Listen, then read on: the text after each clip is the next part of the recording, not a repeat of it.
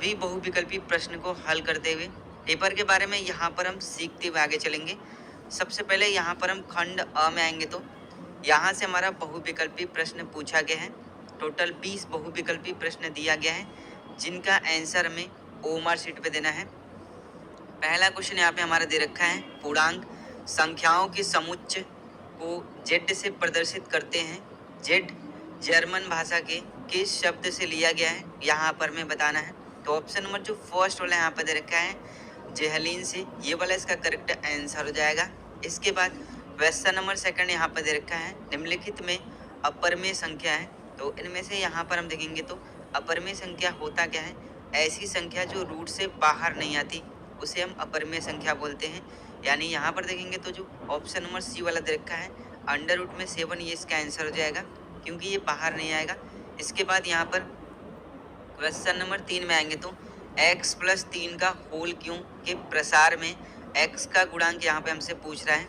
तो x का जो गुणांक हो जाएगा ऑप्शन नंबर जो डी वाला दे रखा है 27 आ जाएगा। इसके बाद यहाँ पर क्वेश्चन नंबर 4 में आएंगे तो एक्स स्क्वायर माइनस 4y² के गुणनखंड है। तो यहाँ पर हम देखेंगे तो ए स्क्वायर माइनस बी स्क्वायर का फॉर्मूला लग रहा है जो कि हमारा एक ब्रैकेट में a प्लस बी और सेकंड ब्रैकेट में a माइनस बी होता है। तो इस तरह से ऑप्शन नंबर जो बी वाला दे रखा है, एक ब्रैकेट में x प्लस 2y और दूसरे ब्रैकेट में x माइनस 2y, ये वाला हमारा आंसर हो जाएगा। इसके बाद 5 वाले क्वेश्चन में आएंगे तो बिंदु 3, -5 कौन से चतुर्थांश में स्थित है। तो ये हमारा ऑप्शन नंबर जो बी वाला दे रखा है द्वितीय चतुर्थांश में इसका आंसर हो जाएगा। इसके बाद 6 वाला क्वेश्चन दे रखा है, रेखा 2x प्लस 5y के बराबर k का हल। x के बराबर यहाँ पर हमें 3 दे रखा है, y के बराबर -2, तो k का मान यहाँ पे हमें निकालना है। बस यहाँ पर हमें मान पुट कर देना है, ठीक है।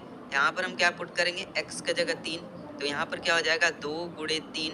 इसके बाद बीच में प्लस दे रखा है, y का मान -2 है तो 5 गुणे -2 हो जाएगा।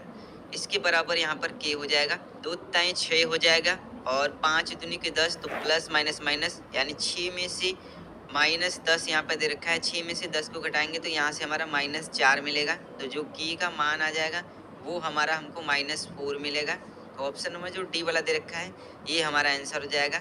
इसके बाद 7वां क्वेश्चन यहाँ पर दे रखा है, निम्नलिखित में से किसमें उत्पत्ति की आवश्यकता होती है। तो ऑप्शन नंबर जो फर्स्ट वाला यहाँ पर दे रखा है प्रमेय में, ये इसका आंसर हो जाएगा। इसके बाद यहाँ पर क्वेश्चन नंबर 8 में आएंगे तो गणित की प्रसिद्ध पुस्तक एलिमेंट्स किसने लिखी। ऑप्शन नंबर जो बी वाला दे रखा है यूक्लिड ने, इसका आंसर हो जाएगा।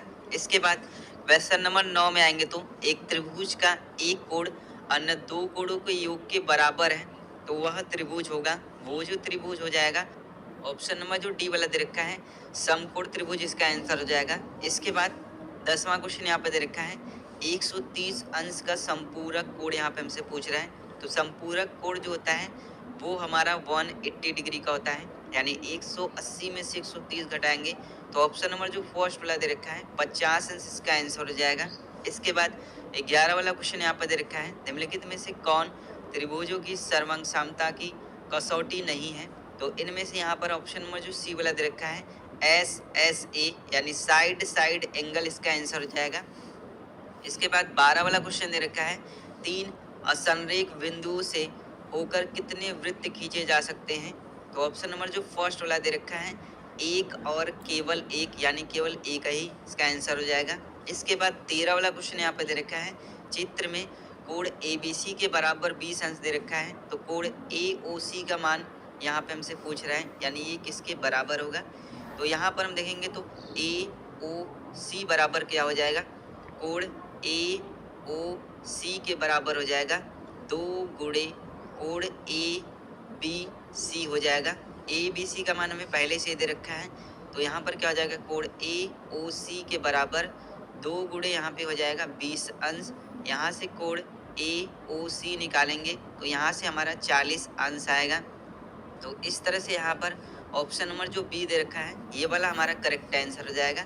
इसके बाद यहाँ पर क्वेश्चन नंबर 14 में आएंगे तो यदि किसी त्रिभुज की भुजाएं A, B तथा C हो तो उनका क्षेत्रफल होगा, तो उसका जो क्षेत्रफल हो जाएगा हीरोन के सूत्र से यहाँ पर हम देखेंगे तो ऑप्शन नंबर जो फर्स्ट वाला दे रखा है अंडर रूट में S minus A, S minus B, S minus C, ये इसका आंसर हो जाएगा। इसके बाद 15 वाला क्वेश्चन दे रखा है, शंकु के संपूर्ण पृष्ठ का सूत्र है।